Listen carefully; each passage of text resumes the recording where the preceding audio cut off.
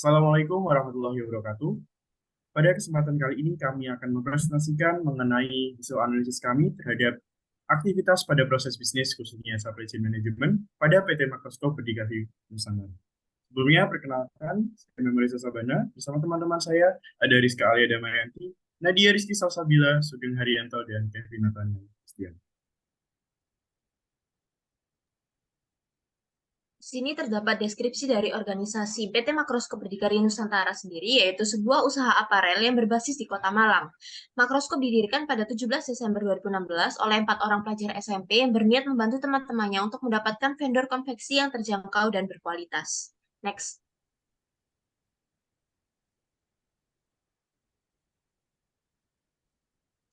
Lalu di sini terdapat value dari PT Makroskop, yaitu berkah, berintegritas, energik, ramah, kreatif, adaptif, dan hebat.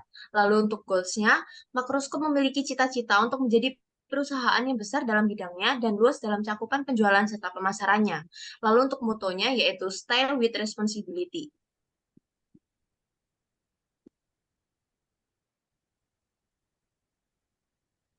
Lalu di sini terdapat struktur organisasi dari PT Makroskop Berdikari Nusantara itu sendiri.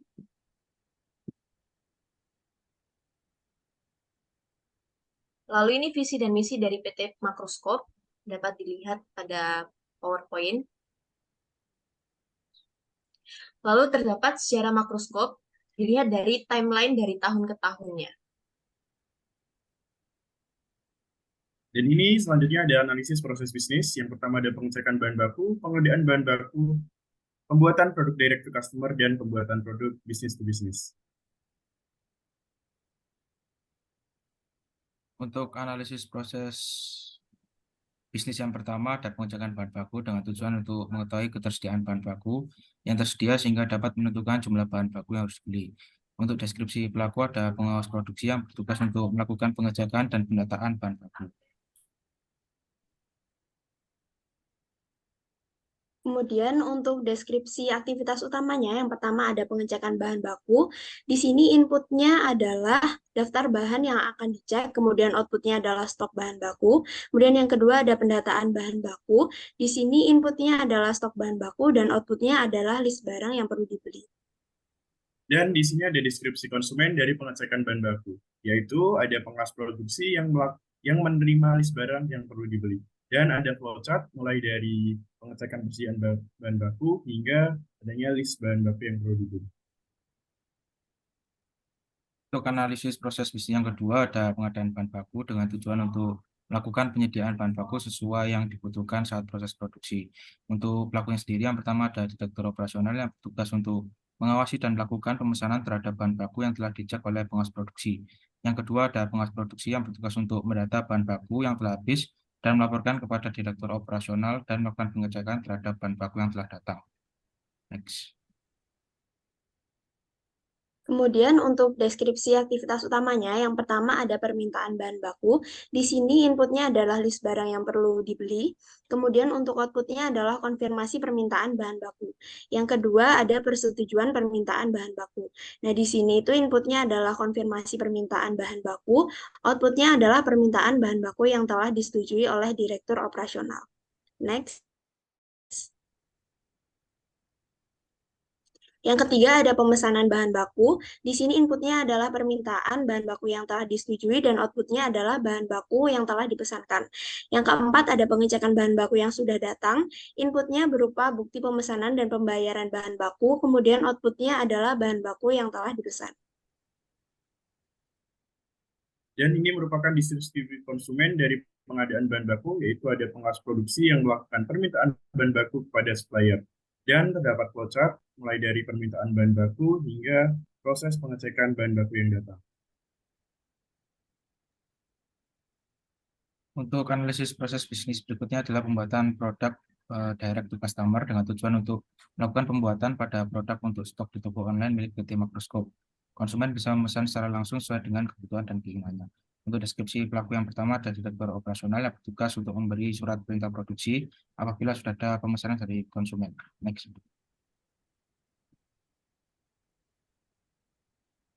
Untuk yang kedua ada pengawas produksi. yang memiliki job desk untuk melakukan permintaan produksi kepada staf produksi sesuai dengan job desk masing-masing.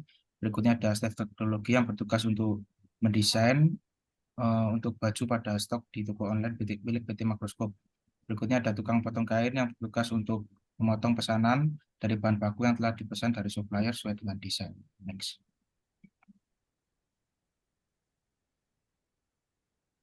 Yang kelima ada tukang jahit yang bertugas untuk menjahit pesanan sesuai dengan desain. Ada tukang sablon, menyablon pesanan sesuai dengan desain. Yang ketujuh ada staf operasional yang bertugas untuk melakukan quality control yang meliputi kontrol 1 dan 2, laundry produk dan packaging jika barang pesanan telah diproduksi oleh staf produksi. Next.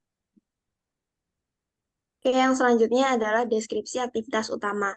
Nah, yang pertama adalah pengeluaran surat perintah produksi. Inputnya merupakan perintah pembuatan produk, kemudian outputnya adalah surat perintah produksi. Nah, di pembuatan produk direct to customer ini, desain dibuat oleh staf teknologi. Di sini inputnya adalah surat perintah produksi dan outputnya adalah desain produk. Yang ketiga ada pembuatan pola. Ini inputnya adalah kain, outputnya adalah kain yang berpola. Kemudian yang keempat ada pemotongan kain, inputnya adalah kain berpola dan outputnya adalah kain yang sudah dipotong. Yang kelima ada penjahitan produk. Di sini inputnya adalah kain yang sudah dipotong dan outputnya adalah kain yang sudah dijahit. Next. Yang selanjutnya adalah proses bordir atau sablon. Di sini inputnya adalah kain yang sudah dijahit dan outputnya adalah kain yang sudah disablon atau dibordir sesuai dengan desain. Kemudian yang selanjutnya ada pemasangan aksesoris. Inputnya adalah produk yang sudah dijahit dan sudah disablon atau dibordir. Outputnya adalah produk jadi. Kemudian ada controlling one. Nah, di situ inputnya adalah produk jadi, outputnya adalah produk cacat dan produk yang tidak cacat. Kemudian yang kesembilan ada pengisian form hasil quality control. Inputnya adalah produk cacat dan tidak cacat. Outputnya adalah list produk yang mengalami kecacatan. Next. Selanjutnya ada tahap laundry produk. Di sini inputnya adalah produk jadi, outputnya adalah produk yang telah dicuci. Kemudian controlling to ini inputnya adalah produk, kemudian outputnya ada produk yang lolos tahap controlling to. Kemudian ada packaging produk, ini inputnya adalah produk jadi dan outputnya adalah produk yang telah dikemas. Dan ini merupakan deskripsi konsumen dari proses pembuatan produk direct to customer. Di sini ada pengawas produksi yang melakukan permintaan kepada staf produksi, staf operasional yang melakukan permintaan di barang yang mengalami kecacatan, kemudian ada tukang potong kain yang melakukan permintaan pola desain dari staf teknologi, kemudian tukang jahit yang melakukan permintaan desain, dan tukang sablon yang melakukan permintaan desain. Dan berikut merupakan flowchart dari proses pembuatan produk direct to customer.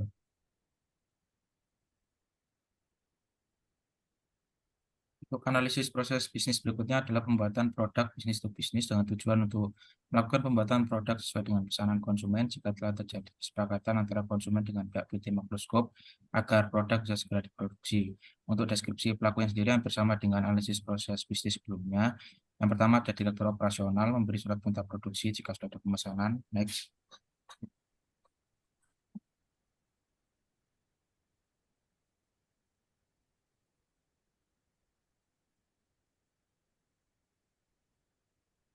Baik, langsung ke deskripsi aktivitas utama. Sama halnya dengan pelaku tadi, jadi di deskripsi aktivitas utama ini hampir sama dengan pembuatan produk di direct to customer, tapi bedanya di sini untuk polanya itu customer bisa request, tetapi kalau untuk yang direct to customer itu sudah dibuatkan oleh staf teknologi. Next.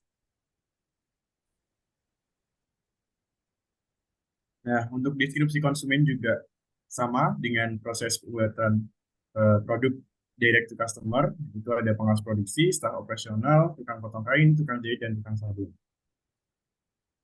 Dan flowchartnya hampir terdapat kemiripan dengan proses sebelumnya, yaitu pembuatan produk direct to customer.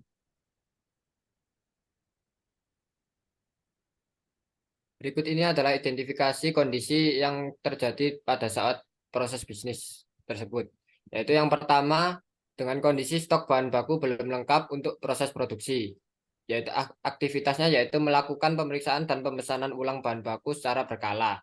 Untuk kondisi yang kedua, stok bahan baku sudah cukup untuk proses produksi. Pengas produksi tidak perlu memesan bahan baku. Berikutnya, untuk kondisi tukang potong melakukan kesalahan dalam pemotongan kain, aktivitasnya yaitu bahan produksi kain yang mengalami kesalahan potong langsung dibuang. Untuk kondisi yang kedua, pemotongan sudah sesuai dengan desain, bisa melanjutkan pemotongan ke kain ke tahap selanjutnya. Next. Untuk yang ketiga, dengan kondisi barang produksi tidak lolos quality control, untuk aktivitas yang dilakukan yaitu membuang produk yang mengalami kerusakan parah dan menjual produk dengan masalah ringan seperti benang semrawut. Untuk kondisi yang berikutnya yaitu barang produksi lolos quality control, yaitu bisa dilanjutkan proses produksi dengan mempersiapkan barang untuk pengiriman. Berikutnya, dengan kondisi mesin mati secara tiba-tiba saat proses produksi, aktivitas yang dapat dilakukan yaitu mencari vendor yang SIM quality dan jelas SOP-nya. Untuk kondisi yang kedua, mesin bekerja secara baik saat proses produksi. Aktivitas yang bisa mereka lakukan yaitu melakukan pemeliharaan rutin dan perawatan preventif pada mesin. Next. Untuk yang berikutnya, dengan kondisi jumlah pesanan yang harus diproduksi membludak. Aktivitas yang dapat dilakukan oleh perusahaan yaitu melakukan sub ke vendor seperti pada tahap proses jahit dan sablon. Untuk kondisi yang lawannya, yaitu jumlah pesanan normal, proses produksi ditangani oleh staf produksi internal sendiri. Untuk yang terakhir, ada kondisi masih tersisa banyak bahan dalam proses produksi dan bisa didaur ulang. Untuk aktivitas yang dapat dilakukan yaitu sisa bahan produksi digunakan untuk membuat dompet kecil kemudian dibagikan ke anak-anak kecil. Untuk kondisi yang kedua, bahan tidak bisa dimanfaatkan kembali atau tidak bisa didaur ulang. Maka aktivitas yang dapat dilakukan yaitu sisa bahan akan diambil oleh pemulung. Next. Kemudian selanjutnya ada identifikasi pengulangan. Yang pertama adalah memeriksa jumlah stok bahan baku, yaitu aktivitas kondisinya stok bahan baku belum lengkap untuk proses produksi, maka aktivitas pengulangannya adalah melakukan pemeriksaan dan pemesanan ulang bahan baku secara berkala. Dan kemudian setelah operasi akan memeriksa pembayaran apakah sudah dilunasi atau belum, maka kondisinya di mana akan melakukan pemantauan status pembayaran secara berkala dan mengirimkan pengingat atau follow up kepada pelanggan. Kemudian aktivitas pengulangannya dapat yaitu pesanan akan di-hold sampai konsumen melakukan pelunasan atau jika tidak dilunasi maka produk akan diolah kembali. Dan selanjutnya setelah operasi akan melakukan pemeriksaan terhadap layanan garansi yang diterima oleh konsumen, bahwa aktivitas kondisinya adalah konsumen menerima produk yang tidak sesuai dengan pesanannya. Maka aktivitas pengulangannya adalah setelah operasi akan melakukan pemeriksaan dan penanganan klaim garansi serta pemeriksa bukti video unboxing. Kemudian selanjutnya setelah operasi akan memeriksa bukti video unboxing yang diterima oleh konsumen. Kemudian aktivitas kondisinya yaitu berdasarkan video unboxing, kesalahan yang terjadi akibat proses produksi. Kemudian aktivitas pengulangannya adalah melakukan evaluasi berulang-ulang terhadap video unboxing produk untuk mengidentifikasi kesalahan yang terjadi. Kemudian ada staf produksi untuk mengelola sisa bahan produksi, yaitu aktivitas kondisinya adalah masih tersisa banyak bahan dalam proses produksi dan bisa didaur ulang. Maka aktivitas pengulangannya adalah menghasilkan dompet kecil dari sisa bahan secara berkala dan mendistribusikannya kepada anak-anak kecil sebagai bagian dari upaya daur ulang. Baik, sekian presentasi dari kami. Ada kurang lebihnya kami mohon maaf, kami buka lebar untuk feedback dari Ibu Endah. Sekian, terima kasih. Wassalamualaikum warahmatullahi wabarakatuh. Waalaikumsalam warahmatullahi wabarakatuh.